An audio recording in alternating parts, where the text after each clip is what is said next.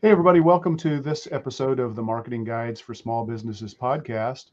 Today, we're going to be talking about some of our favorite marketing tools, tactics, and kind of why we like these. We spend a lot of time on this podcast talking about strategy, and strategy is always super important, and it's often, way too often, overlooked.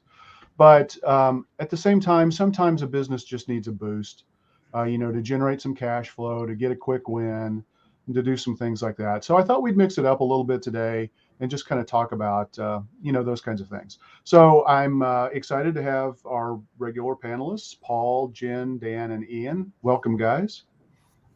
Thank you. Thank Hello. you. Good to be here. So I am going to start us out.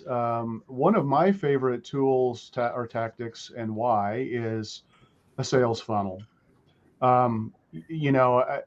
I'm a business made simple coach, and if you have read anything from Donald Miller, you know that one of the first things that StoryBrand and Business Made Simple recommends is to get a sales funnel in place, and I think that's incredibly important. And a sales funnel, is having something. I mean, we've got a sales funnel system that we actually have implemented called the customer generation machine.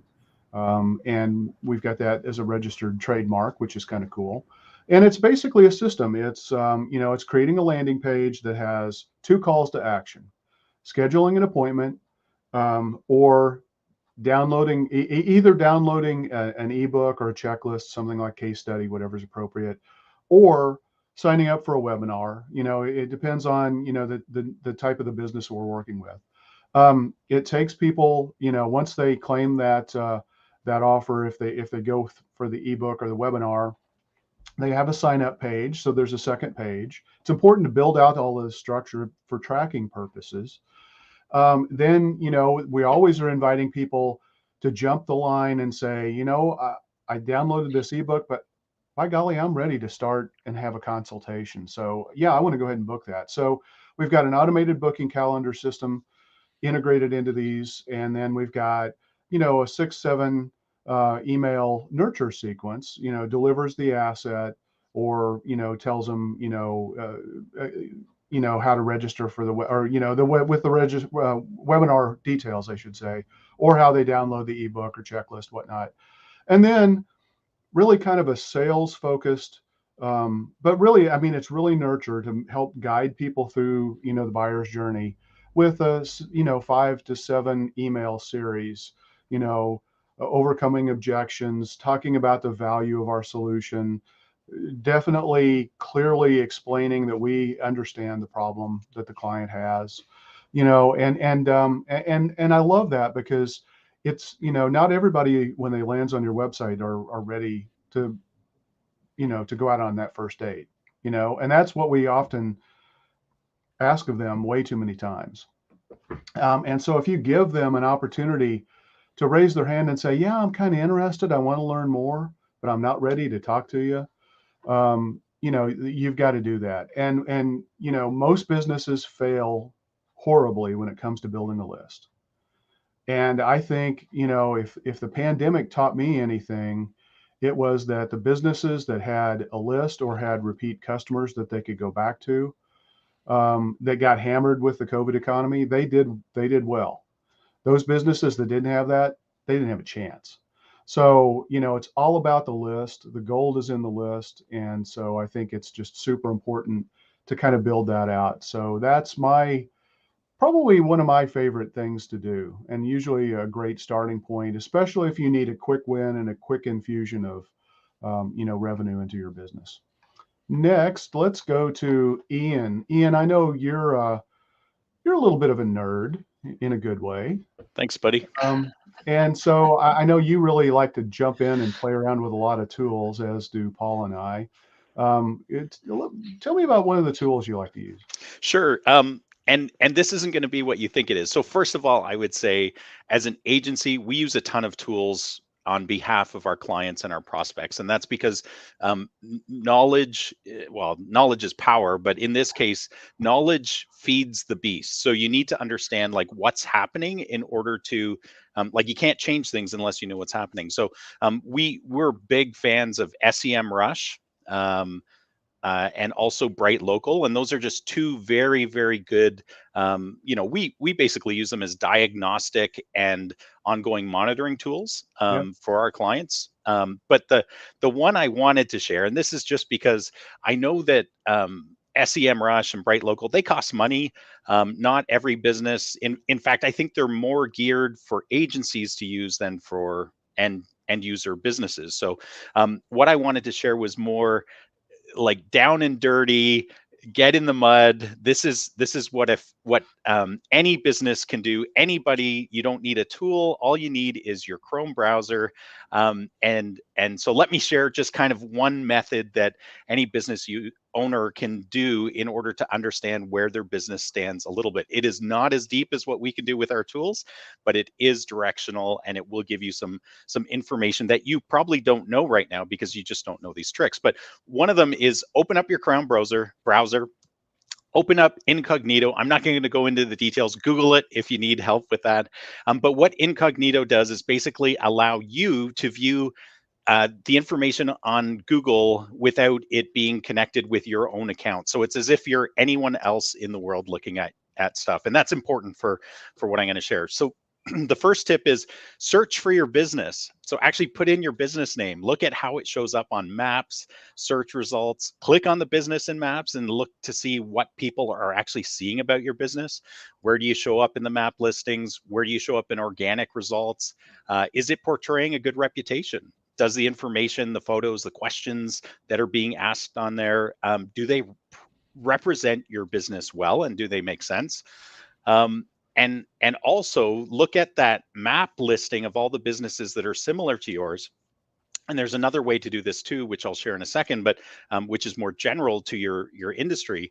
But look at how you compare the number of reviews, the rating of your business, because people who are searching for your business are looking at that every single day, and you're losing opportunities if you're not competing well. So the second method is to do the same type of search in an incognito window, but search for your industry. So if you're a dentist, search for dentist near me, Sarasota, or whatever town you're in or city you're in. And then look at the listings. Again, look at the map listings, look at the organic results, see how you compare to your competition. If you can't be found in the organic results or in the map listings, big problems, because nobody can find you. And then the other part of that is to then look at try to do a search for your products or services. So an example of that is like dental implants Portland, if you're a dental implantist in Portland. But again, look at the maps, look at the listings, see where you show up, and that is how the world views you. And if you are lower than page 2, you don't exist to the searchers. And if you're lower than your competition on the first page, you want to improve that. So that's just a really quick kind of diagnostic method that anybody can do. And so I wanted to share that because tools are expensive, and nobody wants to invest in tools if they don't need them in an ongoing basis. Cool. So just a quick follow-up question. So let's say that I have a business and I have 2 locations, and I want to do a search for my remote location. Will that incognito window, just to clarify for our listeners, will that incognito window still sense my IP address and bias search results? So the way you get around that, yes, it will. So that it will not sense your immediate IP address, because you're basically blocking that in incognito. What it will see is your internet service provider's IP address. So when I do incognito, I actually show up in a couple towns over, because that's where the head office of that company is, or the nearest kind of router point. But to get around that, all you do is, as I was saying, with like search dentist near me, Sarasota, if you put the town or the city that extra or secondary location is in, that will give you the results that most people would be searching for. Because Google, if you're not in incognito, Google will pull in wherever you are. And so that's the equivalent of doing that. Well, and it'll also pull in your past browser history too. So Correct. if you've Googled yourself in the past, it's going to bias your results if you're not using an incognito window. And we talk with people all the time who think that they're ranking pretty well because they've been doing their own searching of their own business through their browser while they're logged into their Google account, and they show up at the top. Yeah, and that's not true. Don't Yeah. that's why Ian's tip, I think, is really an awesome tip, and a great free way to to kind of get a feel for how you're really doing. Dan, let's go to you. You've Sure. got a pretty cool new press release solution. You want to talk a little bit about it? Yeah, I'd love to. Yeah, so I have a press release service that is kind of based on some of my experiences in the past with working with traditional PR services, where the way usually a lot of these services go that are out there. There's 4 or 5 core ones that people use, and the issue with a lot of them, though, that I found was you can do them, but they'll just basically blast out to a lot of low quality sites, and it just felt like kind of window dressing, where you're saying, oh well, look at this, it got picked up by 2,000 media outlets, and deep down I was like, no, there's got to be a better way to do this. And so, and at the same time, I saw a problem with, you have to write your own press release with a lot of these, or pay extra. You have to, you can't necessarily optimize the press release. You have to pay extra for images and videos, and then you'll blast it out, and then it'll get picked up, and then it'll go away in like 30 days. I mean, it's not like a really robust thing with the status quo. So I said, what if there's a different way to have a better, more robust backbone? And so our Master Blaster service that we're rolling out is totally a press release that's fully written for you. It has the capability to be fully optimized, which you can't do right now on a lot of things. You can have a distribution network that is built on a variety of authoritative signals. And this is probably the biggest difference, is with the distribution. We've talked about it before here. We had Lane Hoke from Signal Genesis, who was big on this. And I think really after we had Lane on, I really gravitated to this, because what he was talking about is, it's not about blasting it out, and it's not about it getting picked up. It's about Google actually generating authoritative signals off of your press release. That's where it's at, not the pickups. So Lane, if you talk to him about signals, he'll have about 10 different signals that you can discuss. I mean, there are Google My Business signals that you get from doing a press release right, image signals, video signals, on-page signals, citation signals, social signals, all of this stuff. And so the way we do it is we make sure that the press release has images, video, it's tied into your GMB, and it also, for a little bit, like $100 more a month, we set up a media room on your website, so that everything you get as far as a press release is put right into your website. And it's just quite frankly, I think it's quickly become the best option out there for press releases. I did it because colleagues like ours were crying out for it. And so that was my first thought on it, that heck, there isn't even stuff out there that writes it for you without really charging you a big upcharge.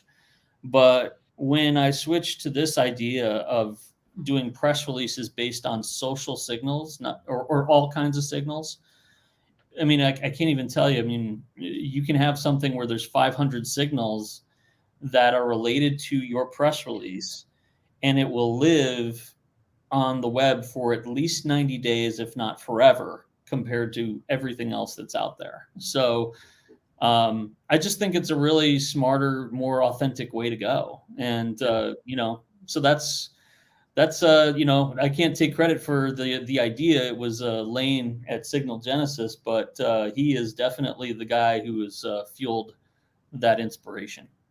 Yeah, absolutely. Yeah, we love that kind of approach too.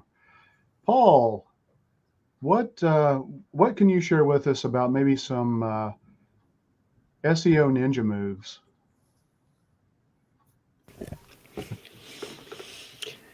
I'm glad you asked that question. Pure stealth, he said. Because We could talk about this forever. We hear this from clients a lot as well about what's one thing I can do. And it's really basics.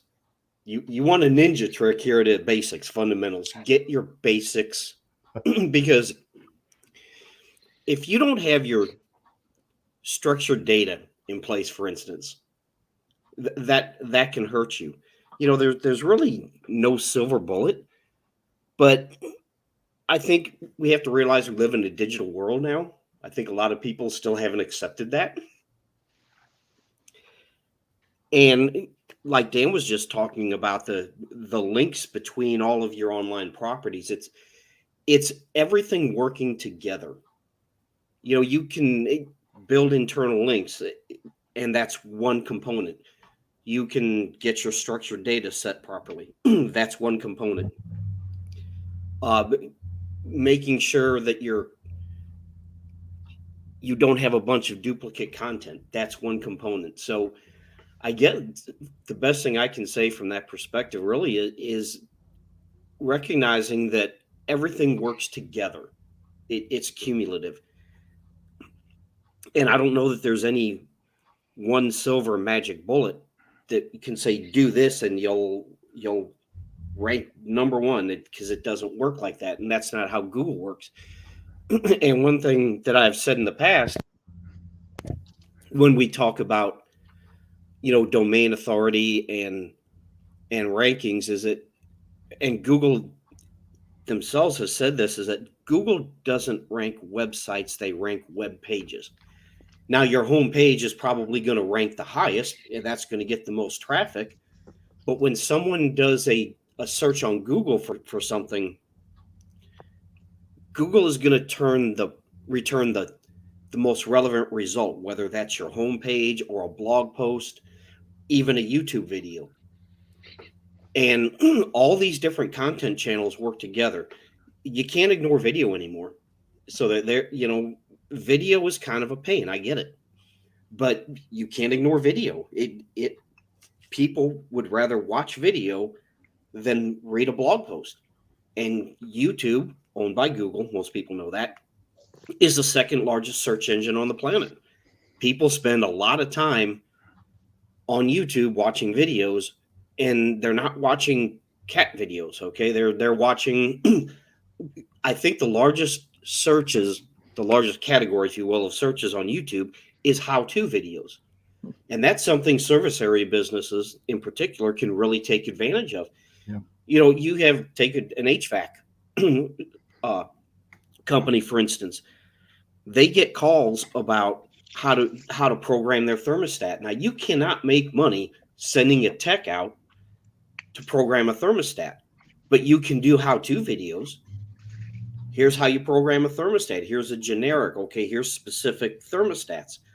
And you put that out there, and that gets your name out there. And when people do have an issue, their air conditioner breaks, there's a good chance they're going to call you because they already have, to some extent, a relationship with you. You have provided useful information to them, and they're going to remember that. And a lot of times you have companies that are like, well, I don't want to give out all this free information. Well, guess what? Your competitor's already doing it. That information is out there. Yeah. Well, and the example that you just shared is not, I mean, it's you're giving free information away, but you're actually doing it for a good business case, because if you send out a tech, like you said, just to program a thermostat, you're losing money on that deal. Absolutely. The customer's probably not happy because they had to pay for something that fundamental. And if they could have gone online, watched a video and solved it themselves, it probably would have created a better feeling about your business anyway. So, it's not always about, am I giving a bunch of stuff away? I mean, really, people need to think about the internet being really value in advance. I mean, it's relationship building and trust building that you have to do before you can expect somebody to buy from you. And, that line of thinking is 20 years old, and it needs to go if you're trying to grow your business. Yeah, it does. had a call yesterday with a client, and fairly new client we're trying to get some things going with, and we had this discussion about you have to look at things, and it's about phone systems and voice over IP, and you have to think of it from a customer's perspective, that they don't know really what they want. All they know is a phone, or they don't know things exist. They have this old phone system, and they're looking to improve, upgrade. They may not even know what voice over IP is. They're not going to look for that. They're going to look for phone systems, for business phone systems. So in our client's mind, they're like, well, we offer voice over IP. It saves you money. It has a lot of advantages. It's like, yeah, you know that. But when someone tells their office manager, hey, we need a new phone system, they're not going to go look for voice over IP. They're going to go look for business phone systems, or they're going to go look at what they have, this old phone system, in a closet, and it's got, Panasonic phone system. Okay, new Panasonic phone system. They don't know what voice over IP is. Yeah.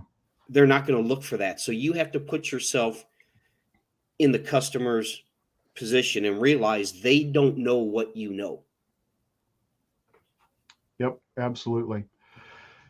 Jen, I think you're a big fan of content repurposing. Talk a little bit about how your team does it and why you like it so much. Sure, absolutely. This is a tactic that can be used from the very smallest business, so the one person solopreneur, all the way up to anybody on the Fortune 500 list whatsoever. So it's really applicable to all, and it really is. It's more a mindset to start with than any particular tool set that helps you do that. There are tools out there, and yes, you can do this manually, but it's first of all the idea that any kind of content that we produce in the company is going to be repurposed. What that means is, take for example a blog. You have a blog written, goes up on your website. That can't be it. So I want you to start thinking of every piece of content that you produce. How could you repurpose it 4 to 6 to 8 different times? And what that means is not, putting up the blog one week and then again at the other week. It really is taking the content that is in the blog and then repurposing it for other channels. So what that could mean is repurposing the blog that is on your website out into a LinkedIn article for one of your executives. That way, they're blogging on LinkedIn. So right now it's called LinkedIn articles. Who knows when they're going to change that?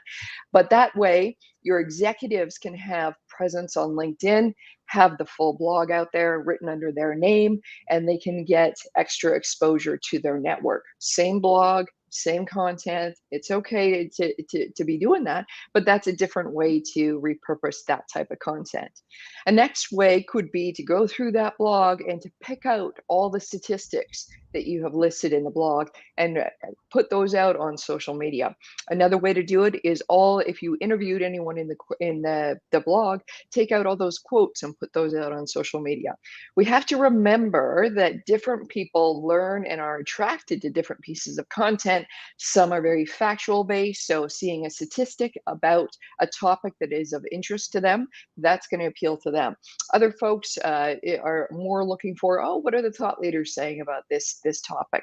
So important quotes of direction or of opinion that come from the interview that you may have done for your blog, that'll work out on social media.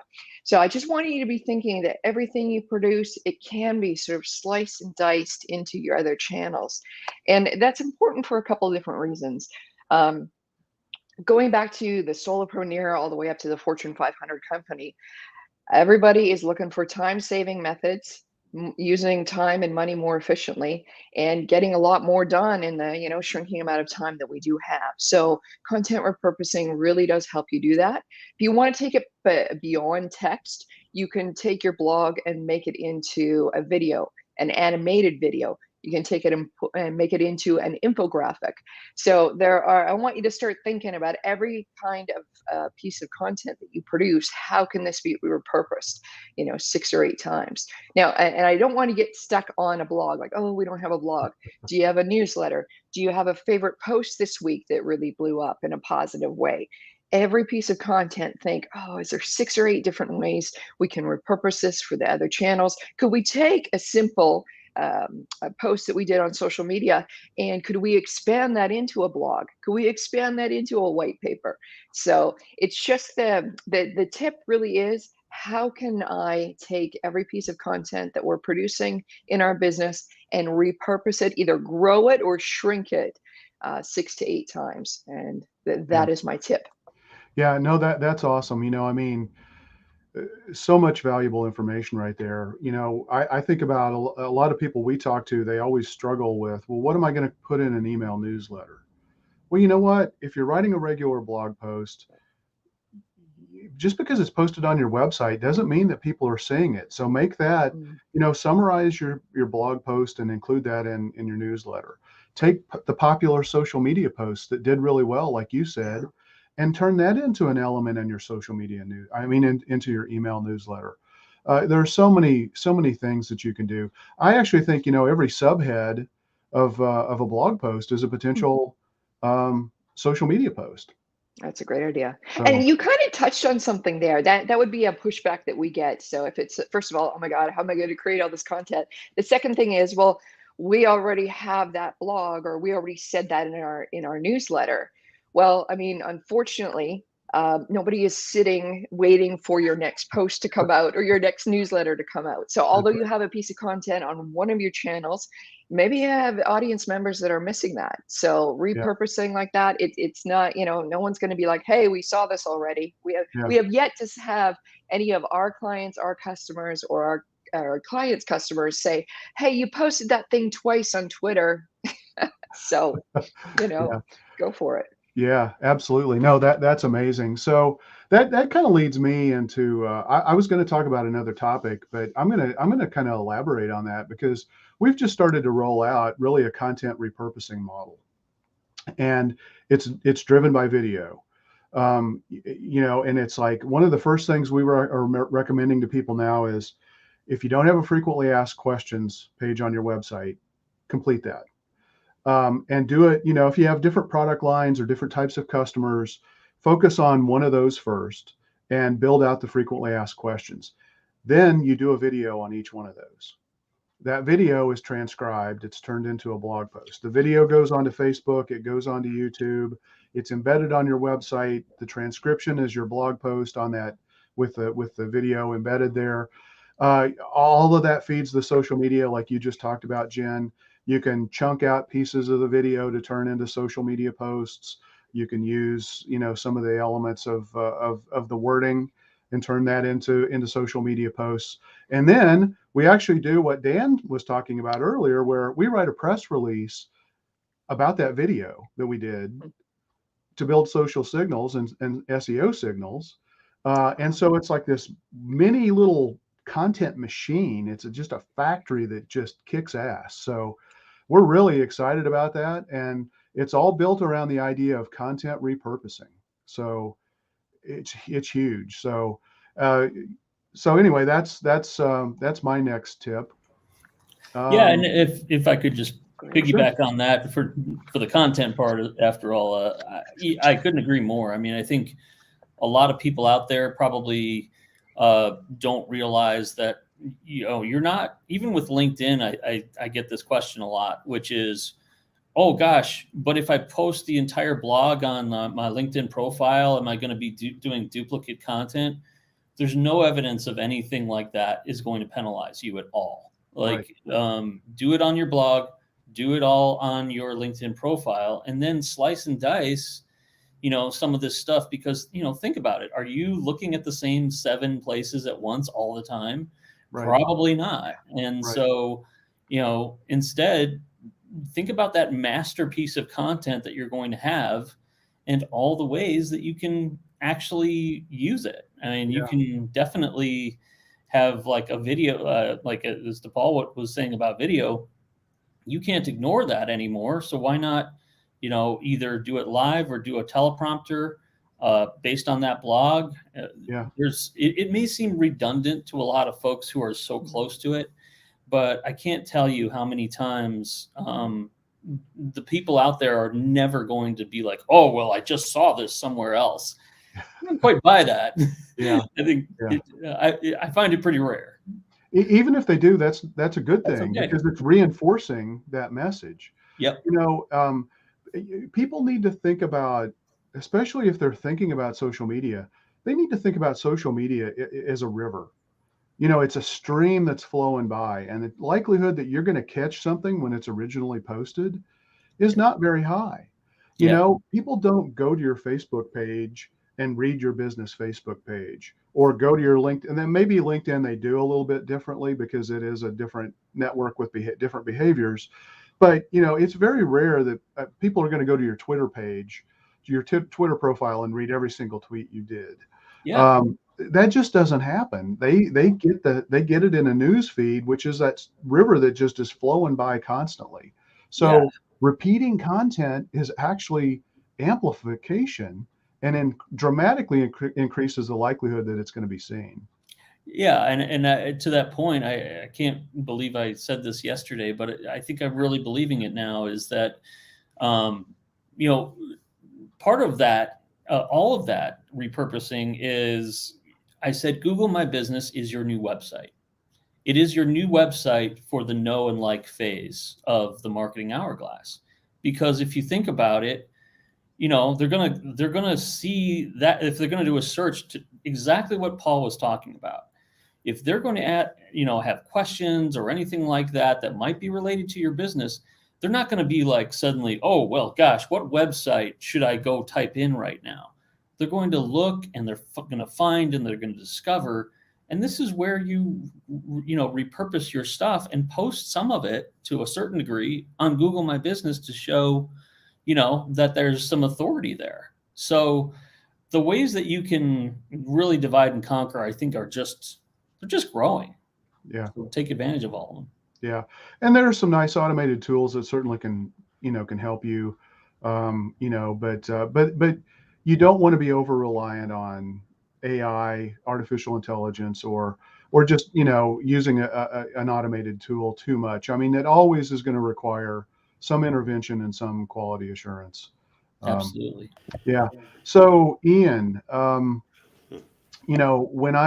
when I hear from a business that they need business fast, a lot of times my mind goes right to Google Ads, because that's like the super highway that sends that search traffic directly to your ad. Now, people may or may not click on those ads, and that's up for debate. But talk about some Google ad stuff that you see that is pretty cool and works really well. Yeah, first of all, I want to comment on that it's only up for debate until they see the results. Once they see the results, and just to kind of lay the groundwork, Google Ads is rarely the first thing we as an agency suggest people do, right? We believe in planting the seeds of SEO, growing that, but SEO is a big ship. It takes time to turn, and those results will help you flourish in time. But oftentimes, just as you said, Ken, Google Ads is a quick hit of sugar to the system to get it going. And the reason it's so powerful, opposed to other ad platforms, is because you're imposing yourself into the actual buying decision of the user, the prospect, the qualified buyers.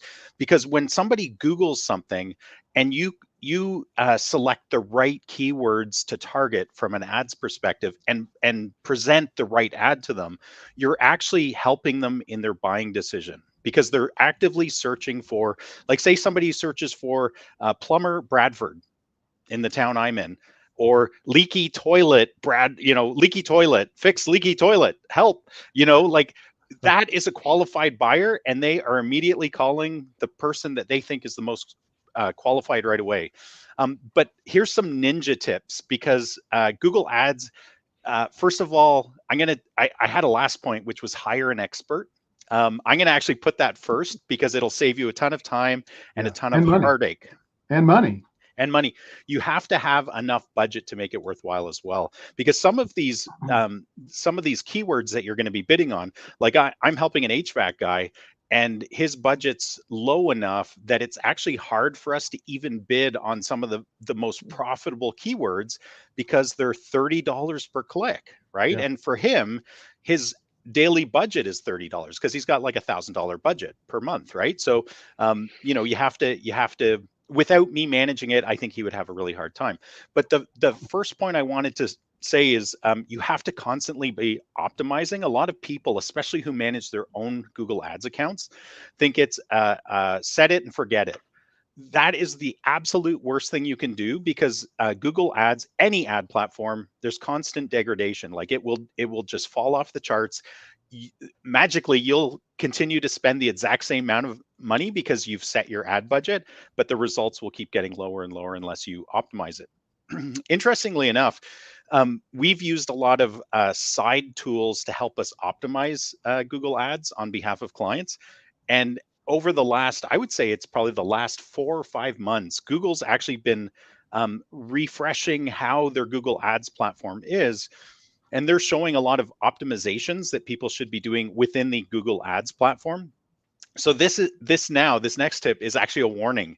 Do not listen to every recommendation Google makes. You have to remember, Google exists to make money. Like, they're really nice, I'm sure. They're nice people, in the back, like creating these algorithms, but their ad platform is there for them to make money, not you to make money. Although if you make money, they make money. So, if it's done well, but one thing, like Google Ads, no matter how optimized we've done it for clients, the Google Ads platform and the campaigns, Google will always say, hey, if you raise your budget by X dollars per month, you'll get X results. And there is truth in that, right? Like, if you keep raising your budget, of course you're going to see more leads. But don't get sucked into, Google will always say, let us fully automate your bidding process. Worst decision you can possibly do, because now you're throwing all responsibility into how the bidding is done into the bidding platform's hands. And if everybody does that, it's just climbing it's an auction, right? To get in front of people. That's how it works. And it's just craziness. The last tip for Google recommendations to avoid is don't accept, it'll have, Google's very smart. In their recommendation section, it'll say, hey, we think you should be targeting these keywords. And it says, basically dig into the details or accept all. And I have to believe a ton of people click accept all. And that, again, is the very worst thing you can do, because I know from experience, I review all of the stuff Google says, because some of it's good, some of it's bad. But with the keywords, you have to be very careful, because Google will always try to make them broad match, which is usually a bad decision. It means any derivative of a word will be used to show your ad. And so there's a ton of examples of why that's a bad thing. But, for windows and doors, I have a windows and doors client. Say somebody is looking for a garage door, and my client doesn't sell garage doors. If Google says, you should be using the word door as a broad match, you will get garage doors, you'll get interior doors, you'll get dog doors, pet doors, which is not good for your business. Yeah. So you have to be careful about what you accept from Google. But I have to say, some of those tips are really good that Google's giving. Some are horrible. And the last thing is, make sure you have call and form tracking set up for your ads, because that is the closest thing you can get to how to measure success with Google Ads. Because otherwise it's just saying, oh, you got this many clicks, you got this many impressions. But once you start getting into the actual actions that mean the most to your business, which are usually phone calls and forms, that's huge. I have a bunch of other tips, but those are the main ones that I think if people would be really smart to pay attention to, and they are ninja tricks. So I'm going to add one more, which is when you get that coupon in the mail, when you set up your Google My Business page, or periodically just from Google, and it says, hey, here's a $125 credit for Google Ads. Don't just put that in and expect that that's going to rock your world and make a big difference and judge the performance of a Google ad campaign based on that. It's what you call it, sugar to what? Earlier, Ian, yeah, it's like high glucose sugar to your system. You're like, woohoo, like we're rocking it, and Yeah. it's a lot of action, but it might not Yeah. be actually building the bones of your business, right? Yeah, definitely. All right, cool. Dan, you deal with this a lot more than I do, and it's a platform that constantly perplexes me. And that's LinkedIn. What's a go-to move that you recommend for active LinkedIn users? Yeah. Well, I think the best way to look at LinkedIn is kind of bit by bit, a little bit, rather than trying to, eat the whole thing at once. And I can tell you this much: I got when I do any LinkedIn training, and there's like 9 different sessions that I have them choose from. The one that they have to do first before they can do anything is their LinkedIn profile. And so the reason why is not just that, it's right there and it's yours or anything like that. It's that I will bet you anything that if any of us do a Google search for our names, we'll probably see the LinkedIn profile as the very first search result, even before our own businesses. So it really behooves us to look at how we can absolutely optimize that. And some people, it's amazing how many people don't really, like we said the phrase "set it and forget it." I think there's a lot of that when it comes to profiles. And part of that includes, the headline and the being great. And I'll just say a few things here, some different stuff associated with that. Don't just throw up your title and your company. You're kind of basically giving it all away. Nobody's got a reason then to sort of look at your profile then. However, if you say something that might be interesting and attractive and captivating to get them to say, well, what does that mean? Then that's really what's going to draw them in. I think that's a first place to go with your headline. But then also, how many types of images have you done? How many types of posts have you put on? How many different videos have you put? All of these things that can make your profile a true multimedia center that's constantly updated. That's the place that's going to do it. We said Google My Business could be your first homepage, but I think your LinkedIn profile is very much that too. Same kind of thing. Who's to say that, they're going to go to your website before they go to your LinkedIn profile? Probably go to your profile first. And if all you've ever done is just kind of say, well, at best, here's some stuff about where I worked and here's what I did, and there's nothing else there, then why do you think I'm just going to buy that you're a credible expert and I should go on to your website? It's got to be, there's some entertainment value that's got to happen here. And so I would say that is part of it. And then the other part is you've got to refresh it with posts all the time. I post pretty much every day. I'm not telling people that they have to, but it doesn't have to be a work of art. Just rip it and rip it. Just, you got a thought, put it out there. I mean, we're not doing Shakespeare here. Like, you want to be known as a thought leader. Well, don't wait 5 weeks to like craft something of beauty to put it up there. People don't have the memory for that. They really are more about what they see on a regular basis. Do not do one of these stupid polls. My God, that's like the worst thing to ever happen to LinkedIn. I wish they didn't exist. Don't do those. They're clickbaity. They're awful. Don't do it. But definitely, put a little bit of thought, say over a day or two, about, what are some things that really speak to me, that are for my industry or something I'm passionate about, that it just comes to mind. Can it be a status update or an article even? So those are the things that I think really put a lot of energy into your profile, and then you can worry about other ways that you can connect and reach out to people. But it's really a lot like your website. If your profile's not up to speed and they've got nothing to look at that looks interesting, then they're going to be like, okay, well, so much for this guy. It's just not going to, it's not going to mean anything. So Cool. that's where I start. Well, how important is video on LinkedIn these days?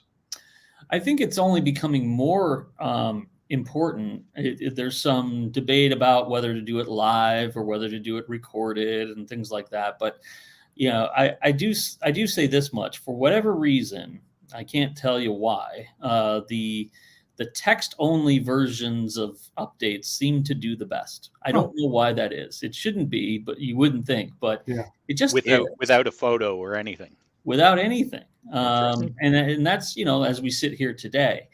However, that is not to dissuade anyone from stopping and not doing video. I would do video and I would mix it up because that's what keeps it interesting.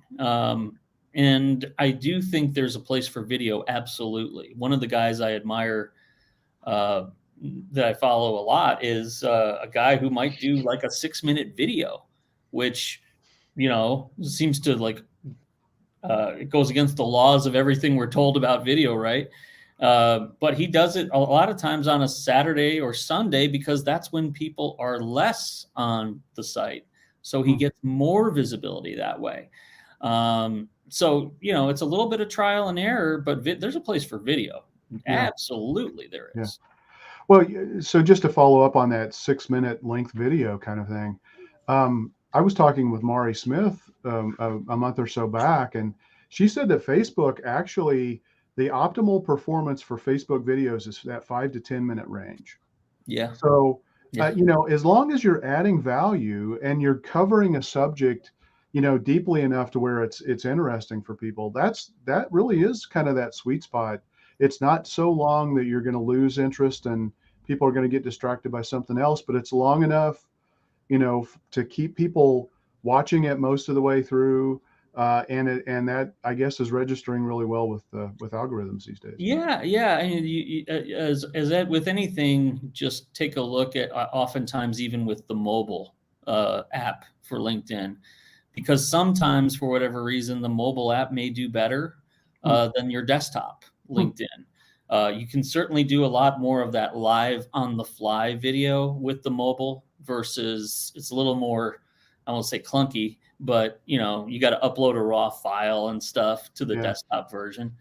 So stuff like that, but don't get so wrapped up in the day, the time, the format. Just put it all out there and then see what you've got.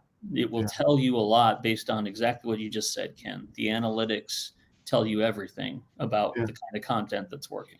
Yeah. Awesome.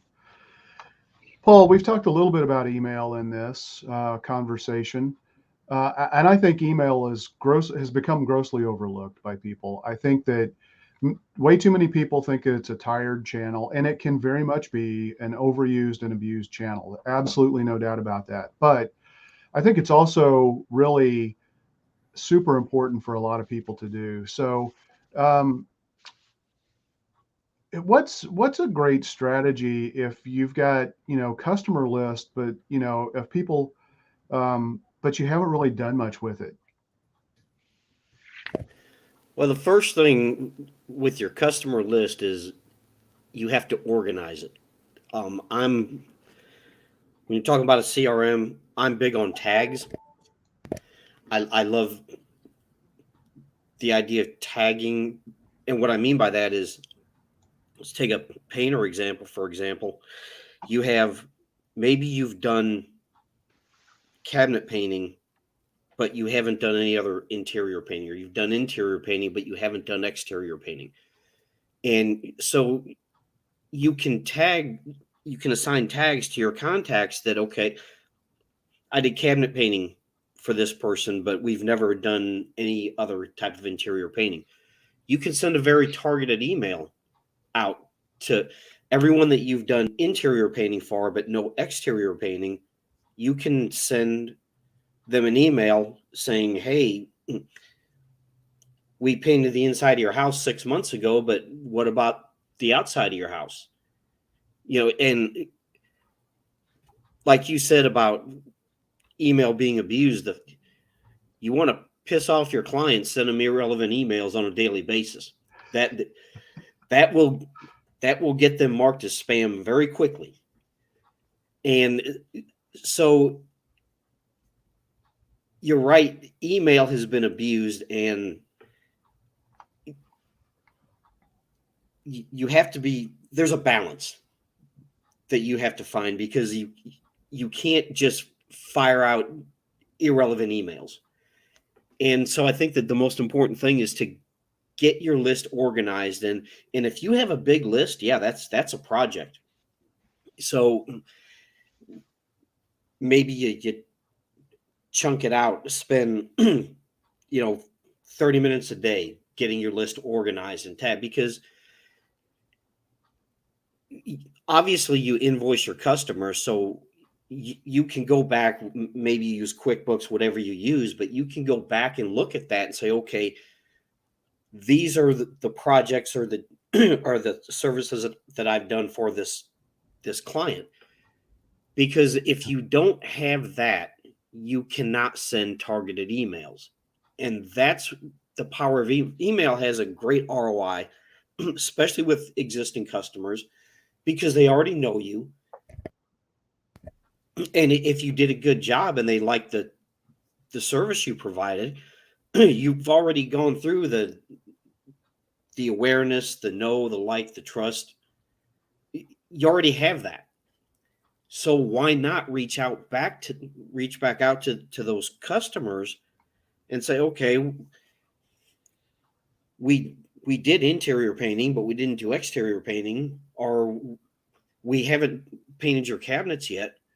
Yeah. So get your email list organized, take advantage of a CRM, get your tags in place, and use email intelligently. Don't just fire out these generic email blasts, because that will irritate people. Yeah. I'm reminded of, some of the early success stories for restaurants that were being shut down due to COVID, and they basically couldn't have anybody come into their dining rooms at all. If they had a list and they emailed their list and they said, hey, we're still open, you can still place orders. You can either get it delivered, or we'll do curbside pickup for you. Those restaurants were able to keep going and operating. If they didn't have a list, they were screwed. So you got to have a list. Don't buy a list. Build a list organically. Go through your emails, go through your accounting system, go through your job and production systems, whatever you got, but build that list and then segment it like Paul talked about with tags. And then, if you need a boost in the arm for business, reach out to your existing customers. Give them a reason to buy from you again, or ask them if they know somebody who might be interested in your service, and pass your information to them. I mean, it doesn't hurt to ask. One of the things that we learned recently, I think many of us were in a session, that was run by John Jansch, that was talking about, what is it, like 89% of people have a business that they would be very, very willing to refer, but only 23% of those people actually do the referrals. So if you don't ask and you don't have a system, you don't assume it's going to happen. That's a massive gap, right? So you got to take action. Jen, we're going to wrap up with you. Last but not least, how can someone get more Google reviews? Well, I thought you were leading to a great segue there about asking, right? So asking for reviews, same thing, asking for the Google reviews. That's the first thing. I mean, to ask for them, right? And if we take it from the point of view of the business owner or the company, sometimes asking for reviews is just, I've run into some of our clients are just like, oh, I don't really want to ask, but yeah, do go ahead, ask. If you've done a great project, a great job, definitely ask. There are some ways to make that whole process a lot easier. If you start off with a contract with a client, so if you're doing any kind of service or long project work, you can have the request for a review right in there in your contract, so you can start to seed that idea with your client early on. And then asking for it is just like one of the contractual obligations that, you guys agreed to. So that could make it easier. Next way to get more Google reviews is you can give more Google reviews yourself, right? Or operating a company as you are, you've got vendors. Their business needs to grow, so start reviewing your vendors on Google for sure. Another way, and you had those statistics there, and just because around 20% give the reviews, that doesn't mean that other people don't want to. It could be a matter of them forgetting to, them meaning to, them not knowing what to say, them not knowing where exactly to post the review. So if you use a review campaign system, that can really help get the reviews going. And what I mean by that, I think we all use it in our businesses. We have an option to do Google reviews, and what that means is your potential clients, or your actual clients, your potential reviewers, are sent an email asking for the review, and in that place, you as a business owner could draft a couple of sentences about, like, here's a sample review for us. We did ABC for you. Could you please review us on that? And then your client has the chance to go, that's a great review, or just copy, paste, and post that as the review, or they have the chance to edit it. But it's easier to edit something than it is to think up, okay, they did a great job, right? That's not really all that helpful for sure. So I would say those things. First of all, ask for them. Second of all, make it easy for your clients to give you the reviews. You yourself give reviews, and just don't be afraid to ask. Yeah, cool. Awesome. Guys, I thought this was a lot of fun. Anybody have any parting thoughts? I'd just say on the reviews is what makes it easier is just think about your very best time when you actually get something positive happen. That moment is about a good 48-hour window. And if you ask them for reviews right after that high that they've just felt, there's nothing to be scared about. They want to do it. And as somebody much wiser than me said, is don't deprive them of the opportunity to build your business. So go for it. All right. I think that's a perfect place to stop. So thanks, guys. Ian, tell everybody we said hello for you. Thanks for what's so funny is I think that was a book delivery from the summit we were just at last really? week. Okay. So yeah, right. I'm expecting a book and it just arrived. So all right, cool. Yeah. All right. Well, that's all we have this week. So thanks everybody, and catch us next week. Take care.